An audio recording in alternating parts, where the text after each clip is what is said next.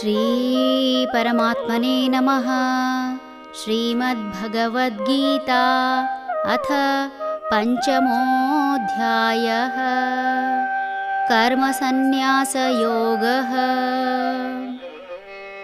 ತದ್ಬುದ್ಧಯಸ್ತದಾತ್ಮಾನಃ ತನ್ನಿಷ್ಠಾಸ್ತತ್ಪರಾಯಣಃ ಗಚ್ಚನ್ತ್ಯ ಪುನರಾವೃತ್ತಿಂ ಜ್ಞಾನನಿರ್ಧೂತಕಲ್ಮಷಾಃ.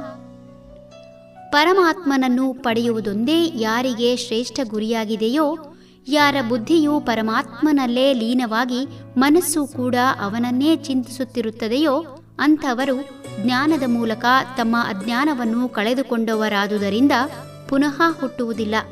ಸಕಲವನ್ನೂ ಆವರಿಸಿರುವ ಶಕ್ತಿಯೇ ಪರಮಾತ್ಮ.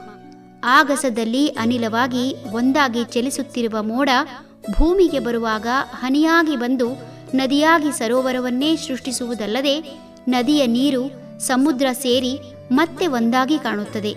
ಈ ಎಲ್ಲ ಪ್ರಕ್ರಿಯೆಗೆ ಕಾರಣ ಅದರ ಹಿಂದಿರುವ ಶಕ್ತಿ.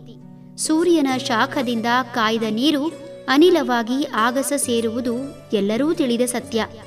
ಅನಿಲವಾಗಿ ಮೇಲೇರುವಾಗ ಆಗಲಿ ಅಥವಾ ಮಳೆಯಾಗಿ ಭೂಮಿಗೆ ಬರುವಾಗ ಆಗಲಿ ಯಾವುದೇ ಹಾನಿಯಾಗದು. ಆದರೆ ನೆಲಕ್ಕೆ ಬಿದ್ದ ನಂತರದಲ್ಲಿ ಮಾತ್ರ ಹನಿಗಳೆಲ್ಲ ಒಂದಾದಾಗ ಶಕ್ತಿಯನ್ನು ಹೆಚ್ಚಿಸಿಕೊಂಡು ತನ್ನ ಅಪರಿಮಿತ ಶಕ್ತಿಯಿಂದ ಯಾವುದೇ ತಡೆಯಾದರೂ ಅದನ್ನು ಭೇದಿಸಿ ನದಿಯಾಗುವುದರ ಮೂಲಕ ಒಗ್ಗಟ್ಟಿನ ಹಿರಿಮೆಯನ್ನು ಸಾರುತ್ತದೆ. ಒಂದಾಗಿದ್ದರೆ ನಾವು ನಿಲ್ಲುತ್ತೇವೆ, ಬೇರೆಯಾದರೆ ಬೀಳುತ್ತೇವೆ ಎಂಬ ಜನಪ್ರಿಯ ವಾಕ್ಯದಂತೆ ಬದುಕು. ಆತ್ಮ ಪರಮಾತ್ಮನಿಂದ ಸೃಷ್ಟಿಯಾಗಿದೆ. ಪರಮಾತ್ಮ ಎಂದರೆ ಆಗಸದಲ್ಲಿ ಅನಿಲ ರೂಪದಲ್ಲಿ ಒಂದಾಗಿರುವ ಮೋಡದ ರೀತಿಯ ಜಾಲ. ಭೂಮಿಗೆ ಬರುವಾಗ ನೀರಿನ ರೂಪದಿಂದ ಹನಿ ಹನಿಯಾಗಿ ಬೀಳುವ ನೀರಿನಂತೆ ಈ ಆತ್ಮ. ಶಕ್ತಿಯ ಅತೀ ಸೂಕ್ಷ್ಮವಾದ ಕಣ್ಣಿಗೆ ಕಾಣದ ಕಿರಣಗಳು ಈ ದೇಹದಲ್ಲಿ ಆತ್ಮವಾಗಿ ಈ ದೇಹದ ಕಾರ್ಯಚಟುವಟಿಕೆಗೆ ಕಾರಣವಾಗುತ್ತದೆ. ಇಂತಹ ಸಣ್ಣ ಸಣ್ಣ ಕಿರಣಗಳನ್ನು ಒಂದೆಡೆ ಕೇಂದ್ರೀಕರಿಸುವುದರ ಮೂಲಕ ಶಕ್ತಿಯ ತರಂಗಗಳನ್ನು ಹೆಚ್ಚಿಸಬಹುದು. ಸಣ್ಣ ಕಿರಣಗಳು ಒಂದಾಗಿರುವ ಭಗವಂತ ಎಂಬ ಅದೃಶ್ಯ ಶಕ್ತಿಯಲ್ಲಿ ಮನಸ್ಸನ್ನು ಕೇಂದ್ರೀಕರಿಸಿದಾಗ ಮನಸ್ಸಿನಲ್ಲಿ ಅಂಟಿರುವ ಕೊಳೆ ಭಗವಂತ ಎಂಬ ಶಕ್ತಿಯಿಂದ ನಾಶವಾಗುತ್ತದೆ.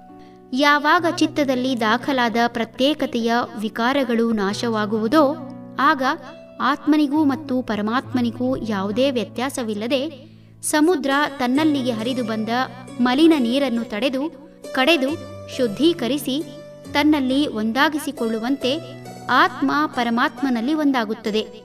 ಯಾವ ರೀತಿ ಅಶುದ್ಧ ನೀರು ಸಮುದ್ರ ಸೇರುವ ಸಂದರ್ಭದಲ್ಲಿ ಬೇರೆಯಾಗಿ ಕಂಡರೂ ಅದು ಶುದ್ಧವಾದ ನಂತರ ಸಮುದ್ರದಲ್ಲಿ ಐಕ್ಯವಾಗುವಂತೆ ಜೀವಿಯ ಚಿತ್ತ ವಿಕಾರಗಳು ನಾಶವಾದ ನಂತರ ಕಿರಣ ರೂಪದಲ್ಲಿರುವ ಆತ್ಮಶಕ್ತಿಯ ಜಾಲದಲ್ಲಿ ಅಂದರೆ ಪರಮಾತ್ಮನಲ್ಲಿ ಐಕ್ಯವಾಗುವುದರ ಮೂಲಕ ತನ್ನ ಅಸ್ತಿತ್ವ ಕಳೆದುಕೊಂಡು ಮತ್ತೆ ಹುಟ್ಟುವುದಿಲ್ಲ. ಹರಿ ಓಂ.